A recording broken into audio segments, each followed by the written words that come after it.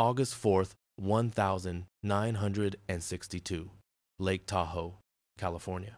Frank Sinatra was halfway through I've Got You Under My Skin when he saw the man in the dark suit standing at the back of the showroom. Not applauding, not drinking, just watching. Frank's voice never faltered, but his eyes locked on the stranger for a split second too long. That man wasn't supposed to be there. Nobody was supposed to know about tonight, but somebody did. And that somebody was about to turn Frank Sinatra's most dangerous night into a nightmare that would haunt him for the rest of his life. Cal-Neva Lodge wasn't just a glamorous casino resort on Lake Tahoe. It was a fortress of secrets, a meeting place for the most dangerous men in America, and Frank Sinatra owned it. Well, not officially. The real power behind Cal-Neva came from Chicago. From Sam Giancana, the most feared mob boss in America. And Sam Giancana's best friend was Francis Albert Sinatra. Frank and Sam. It was a friendship that should never have existed. The golden voice of America and a stone-cold killer who had ordered hundreds of deaths. But somehow, they were brothers. Frank called him Momo, Sam called him Frankie. And together, they built an empire from Chicago to Las Vegas. But on August 4th, 1962, Cal-Neva Lodge was under siege. The Federal Bureau of Investigation had been circling like sharks for months. J. Edgar Hoover wanted Sam Giancana behind bars. And if that meant taking down Frank Sinatra in the process, so be it. Frank's phone calls were tapped. His mail was opened. Agents followed him everywhere. The golden boy of American entertainment was being hunted like a common criminal. Then came the phone call that changed everything. It was a Tuesday afternoon in late July. Frank was reviewing show schedules when the red phone rang. Only 3 people had the number. When the red phone rang, you answered it immediately. Frankie. Sam's voice was quiet, controlled, but Frank could hear the tension. We need to talk, tonight, Cal-Neva, and bring the broad, Marilyn Monroe, the most famous woman in America. Frank had been seeing Marilyn on and off for months, but Marilyn was dangerous, not because of who she was, but because of who she knew. She had been intimate with President John F. Kennedy. She had been intimate with Attorney General Robert Kennedy. She knew secrets that could topple governments. Sam, I don't think that's a good idea, Frank said carefully. Things are hot right now. Sam's laugh was cold as winter. Cooling it ain't an option, Frankie. Some people been talking. We need to have a conversation with the blonde. Make sure she understands the importance of keeping her mouth shut. Frank's blood went cold. He'd heard that tone before. Sam, you can't be serious. This is Marilyn Monroe. I know exactly who we're talking about. That's why it needs to be handled delicate-like. She trusts you. Get her up to Tahoe. Tonight, Suite 52. This ain't a request. Suite 52, the most private room at Cal-Neva. The room where Sam held his most important meetings. The room where problems got solved. Frank had seen men walk in and never walk out. Frank called Marilyn in Los Angeles. She answered on the 3rd ring. Hello, darling. Marilyn, it's Frank. I need you to come up to Tahoe tonight. There was a pause. Is everything all right? You sound strange. Everything's fine, baby. Just some business. Can you be here by 8? Of course, darling. Should I bring anything special? Just yourself. And Marilyn, keep this between us. Don't tell anyone where you're going. You're scaring me, Frank. Nothing to be scared of, sweetheart. Frank hung up and immediately regretted the call. He was dragging Marilyn into something that could get them both killed. But when Sam Giancana gave an order, you followed it. The alternative was a shallow grave in the desert. Marilyn Monroe arrived at Cal-Neva Lodge at exactly 7:47 p.m. She always arrived early when she was nervous. The helicopter ride from Los Angeles had given her time to think, and the more she thought, the more convinced she became that something was very wrong. Frank was waiting in the elevator. He looked handsome as always, but Marilyn could see the tension in his jaw. When the doors closed, she finally spoke. Frank, what's this really about? There are some people who want to meet you, important people. They have some concerns. What kind of concerns? The kind it's better not to ask about. The elevator reached Suite 52. Frank's hand trembled as he put the key in the lock. Marilyn, listen carefully. These men are not like studio executives. When they ask you a question, you answer it. When they tell you something, you agree. The door opened from the inside.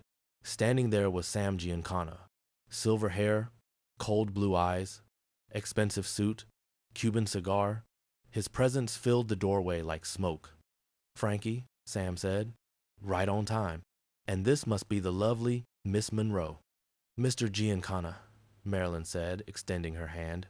"Call me Sam, sweetheart. Come in. We got a lot to talk about." The suite overlooked Lake Tahoe, now black under the stars.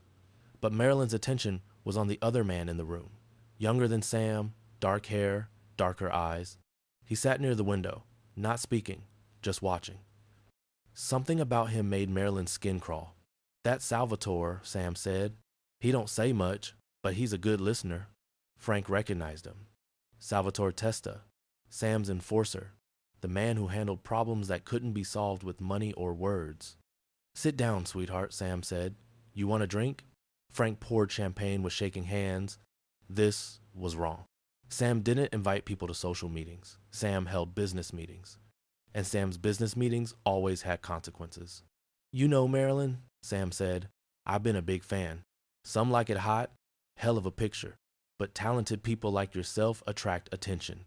Important people, powerful people. And sometimes those powerful people say things they shouldn't say." Marilyn felt her heart accelerate. She knew exactly what Sam was talking about. "I ain't judging nobody," Sam continued, "but some of these men got responsibilities, positions to think about, and when they forget those responsibilities, that creates problems." "I'm not sure what you mean," Marilyn said. Sam leaned forward. "Sweetheart, let's not play games. You've been spending time with very important people, the Kennedy boys, Jack and Bobby. You've been close with both of them. Real close." Marilyn's champagne glass slipped and shattered on the floor. "Jesus, Sal, clean that up." As Salvatore bent to collect the glass, Marilyn saw the gun holstered under his jacket. This wasn't a social call. This was an interrogation. "The Kennedy administration been making things difficult for my associates," Sam said. "Bobby Kennedy's been quite aggressive pursuing what he calls organized crime, which is funny considering how organized we made his brother's election." Frank watched Marilyn's face go white. There might come a time when certain information becomes valuable. Information about private lives of public officials, their habits, weaknesses, secrets.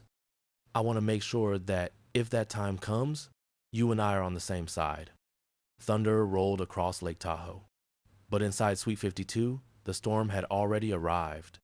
"What do you want from me?" Marilyn whispered. Sam smiled coldly. "Just your cooperation. Your loyalty, your silence. And if I refuse?" The smile disappeared.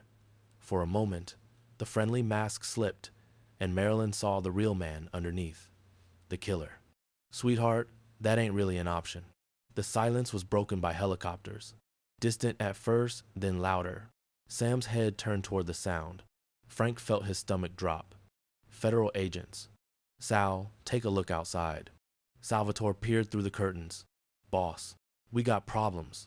3 choppers circling, ground units from the main road. They got the whole place surrounded." Sam Giancana sat perfectly still. His face showed no emotion, no fear. He looked like a man who had been expecting this moment his entire life. "How many agents?" "At least 30. Boats on the water, too." Frank stood up abruptly. "Sam, we need to get you out of here." "Sit down, Frankie. We ain't going nowhere." "Sam, if they find you here with Marilyn, you think I don't know what's happening?" Sam stood, walking to the window. "You think I didn't know this was coming? I've been in this business 40 years. I know when I'm being set up." "The phone call to Marilyn," Sam said, "telling her to come here tonight. You think that was my idea? That call came from Washington, from people who want me and the blonde in the same place at the same time." Frank felt the blood drain from his face. "What are you talking about?" "The Kennedys, Frankie. Bobby Kennedy wants me eliminated, but he can't just arrest me on trumped-up charges. Too obvious. But if I'm found here tonight with the president's former mistress, that's scandal. That's the kind of thing that destroys reputations permanently." Bang, bang, bang. Someone was pounding on the door. Then came the megaphone. Federal Bureau of Investigation. Open the door. Now. Marilyn started crying. Not pretty movie star tears, but ugly, terrified sobs. Oh God, what are we going to do? Sam poured himself a scotch. Sweetheart, calm down. Panicking ain't gonna help. Final warning. Open the door or we're coming in. Frank looked desperate. There has to be some way out. Sam smiled that cold smile. There is, Frankie, but you ain't gonna like it. Crash. The door exploded inward. Federal agents poured in, weapons drawn. Hands up, everyone on the ground. Sam Giancana didn't move. He stood calmly, holding his scotch, looking at the dozen agents with guns trained on him. Gentlemen, Sam said politely, you're just in time for the show. The lead agent stepped forward. Samuel Giancana, you're under arrest. Actually, I think there's been a mistake. No mistake, Giancana. Sam smiled. What you don't know is why I'm here tonight. Frank watched in amazement as Sam began to perform. His entire demeanor changed. The cold killer disappeared, replaced by a concerned citizen. Agent, what was your name? Special Agent Patterson. Agent Patterson, I'm a businessman from Chicago.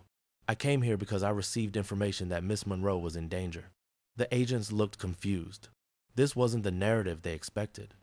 Certain individuals wanted to use Miss Monroe to embarrass prominent political figures, photograph her in compromising situations, create scandals. When I learned about this plot, I felt it was my civic duty to warn her. Marilyn stared at Sam in disbelief. He was rewriting the entire story in real time. That's ridiculous, Agent Patterson said. We have evidence. Evidence of what? That I came to warn a young woman about a blackmail scheme? That I tried to protect her from criminals who wanted to exploit her relationships? Frank felt his jaw drop. Sam was turning the situation around. Instead of being the villain, he was positioning himself as the hero. Mr. Sinatra can corroborate my story. Can't you, Frankie? Frank found himself caught between impossible choices. Tell the truth and destroy them all, or lie and become complicit in Sam's deception. He looked at Marilyn, still sobbing. He looked at the FBI agents. He looked at Sam Giancana.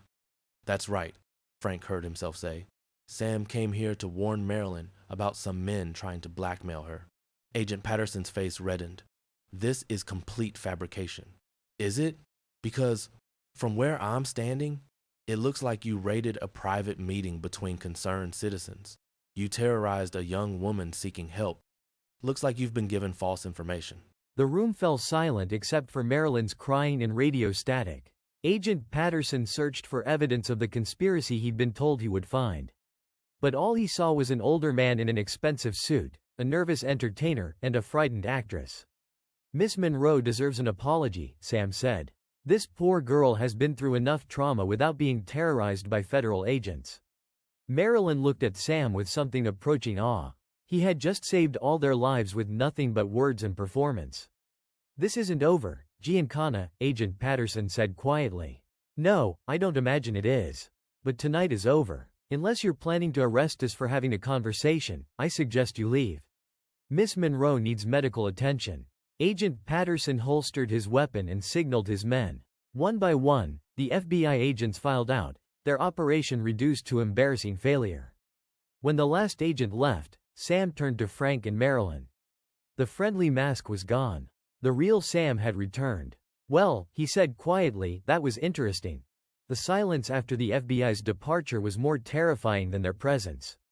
Sam walked to the window and watched the agents retreat.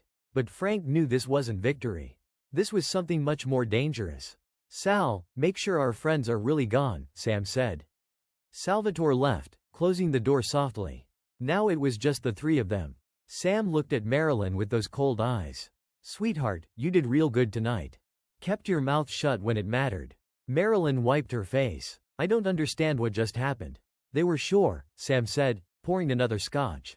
Somebody fed them information. Told them exactly where to find me.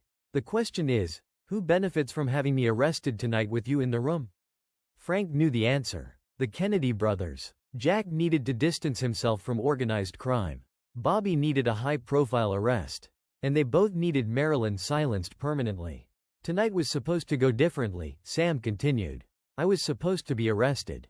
You were supposed to be photographed. Mob boss and president's former mistress caught together. Can you imagine the headlines? Marilyn's face went white. Why would they do that to me? Because, sweetheart, you know things. You've heard conversations that could bring down the most powerful men in the world. And powerful men don't like loose ends. The implications hit Frank like a sledgehammer. The president and attorney general had orchestrated this entire evening. They had used his friendship with Sam, his relationship with Marilyn, to set up an ambush. But it didn't work, Marilyn said hopefully. Sweetheart, this was just round one. You think Bobby Kennedy's gonna give up? You think he's gonna forget about the problem you represent? Sam knelt in front of Marilyn's chair. Your life is in danger. Real danger. Not from me, but from the men you trusted. The men you loved. Tears flowed down Marilyn's face. I just want to make movies and be left alone. Sam pulled out a small envelope. Inside here is a phone number. If anything happens to me, if I disappear, you call this number. You tell them what happened tonight. You tell them everything. Marilyn took the envelope with shaking hands. What if I just want to disappear? Sweetheart, you can't disappear from men like this. Your only protection is making sure they know that if something happens to you, the whole story comes out. Frank watched with horror. Sam was recruiting Marilyn as a weapon in his war with the Kennedy administration. Frank, you got a choice too, Sam said, standing. You can keep pretending you're just an entertainer. Keep your head down and hope the Kennedy boys forget about you. But if you do that, you're on your own. I can't protect you or her. And the alternative? The alternative is you remember who your real friends are. You remember that I've been loyal to you for 15 years. When the whole world turns against you, I'm the one who stands by you. It was an ultimatum. If Frank walked away, he would become a target of both the mob and the Kennedy administration. But if he stayed loyal, he would be declaring war on the most powerful family in America. I'm with you, Sam, Frank said quietly. Whatever comes next, I'm with you. But as Frank said those words, he felt something die inside him. His innocence. His illusions about the world he lived in. From that moment on, Frank Sinatra would never be the same man. August 4, 1962, revealed the truth about the world he had chosen to inhabit. A world where presidents and mob bosses played the same games. Where loyalty was bought and sold. Where beautiful actresses could be sacrificed like pawns. Frank Sinatra, the voice, the chairman of the board, was just another player in a game whose rules he was only beginning to understand. 2 weeks later, Marilyn Monroe was found dead in her Los Angeles home. Officially, it was suicide. Barbiturate overdose. But Frank Sinatra knew better. That envelope Sam had given her? It was never found. The Kennedy administration continued their war on organized crime with renewed vigor. Sam Giancana was eventually arrested, but not on that night at Cal-Neva. Frank was forced to sell his interest in the casino. His friendship with the Kennedy family was over. But the real cost of that night wasn't measured in money or power. It was measured in something deeper. Frank Sinatra had always prided himself on his independence, his ability to move between different worlds. After August 4, 1962, he realized he had never been independent at all. He had been a puppet, and that night, he had finally seen the strings. Years later, when asked about Marilyn Monroe, Frank would always change the subject. When asked about his relationship with Sam Giancana, he would deflect with a joke. And when asked about his political connections, he would simply say, I sing songs. I don't make policy. But those who knew Frank well could see the change in him.